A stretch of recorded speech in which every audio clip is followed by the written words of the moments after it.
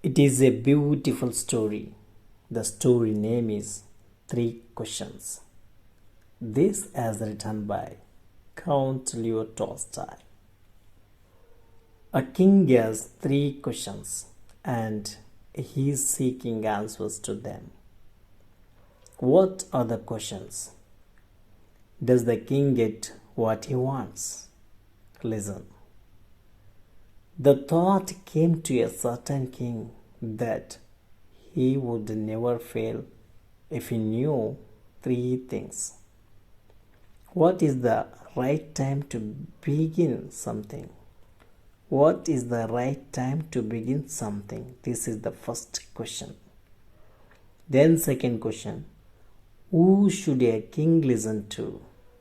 Who should a king listen to? Then third question, what is the most important thing for a king to do? What is the most important thing for a king to do? This is the third question. The king, therefore, sent messengers throughout his kingdom, promising a large sum to anyone who would answer these three questions. Many wise men came to the king, but they all answered his questions differently. In reply to the first question, some said the king must prepare a timetable and then follow it strictly. Others said that it was impossible to decide in advance the right time for doing something. The king should do whatever seemed necessary at the time. Yet others said that the king needed a council of a wise man who would help him act at the proper time. But then others said that there were some things which could be urgent. These things could not wait for the decision of the council. In order to decide the right time for doing something, it is necessary to look into the future, and only magicians could do that. The king, therefore, would have to go to magicians in their answers to the second question. Some said that the people most necessary to the king were his counselors. Others said priests. A few others chose doctors. And yet others said that his soldiers were the most necessary. To the third question, to his questions were so different. The king was not satisfied. He decided to seek the advice of a certain hermit who was widely known for his wisdom. The king put on ordinary clothes and went to meet the hermit. Before he reached the hermit's hut, the king left his horse with his bodyguard and went alone. As the king came near the hermit's hut, he saw the hermit digging the ground in front of his hut. He greeted the king and continued to digging. The king went up to the hermit and said, I have come to you, wise hermit, to ask you to answer three questions. And he repeated the questions. The hermit listened to the king, but did not speak. You are tired, said the king. Let me take the spade and work in your place. Thanks, said the hermit, giving the king his spade.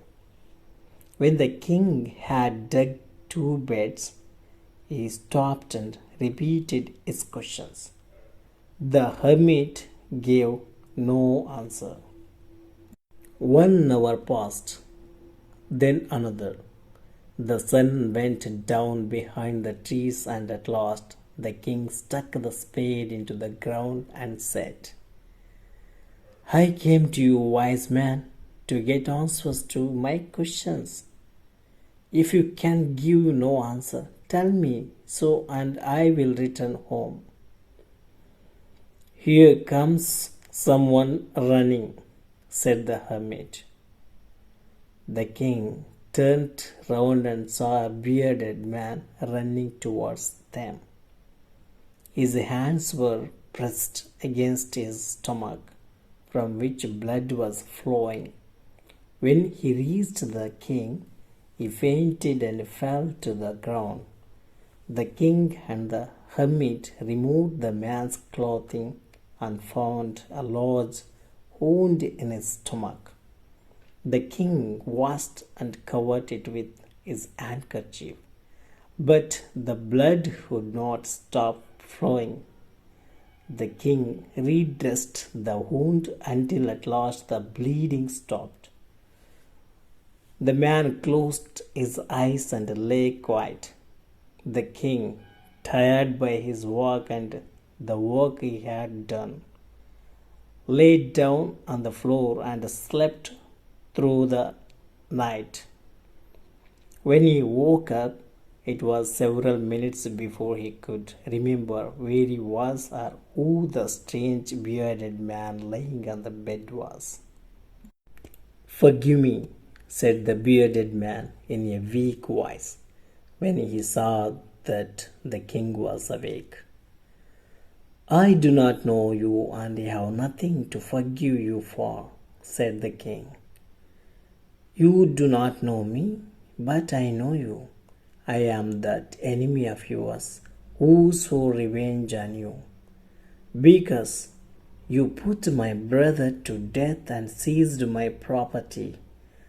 I had made up my mind to kill you on your way home, but the day passed and you did not return, so I left my hiding place and I came upon your bodyguard, who recognized me and wounded me. I escaped from him, but I should have died if you had not dressed my wounds. I wish to kill you, and you have saved my life. Now, if I leave, I will serve you as your most faithful servant." The king was very happy to have made peace with his enemy so easily and to have won him over as a friend. He not only forgave him but also promised to give back the man his property. Leaving the wounded man, the king went out of the hut and looked round for the hermit. The king went up to the hermit and said, "For the last time I beg you to answer my questions, wise man." "You have already been answered," said the hermit. "How have I been answered? What do you mean?" "Do you not see?" replied the hermit. "If you had not pitied my weakness yesterday and had not dug these beds for me, you would have gone away. Then that man would have attacked you. So the most important time was when you were digging the beds, and I was the most important man. And to do me good was your most important business. Later, when the man ran to us, the most important time was when you were caring for him, because if you had not dressed his wounds, he would have died without having made peace with you. So, he was the most important man, and what you did for him was your most important business. Remember, then, there is only one time that is important, and that time is now.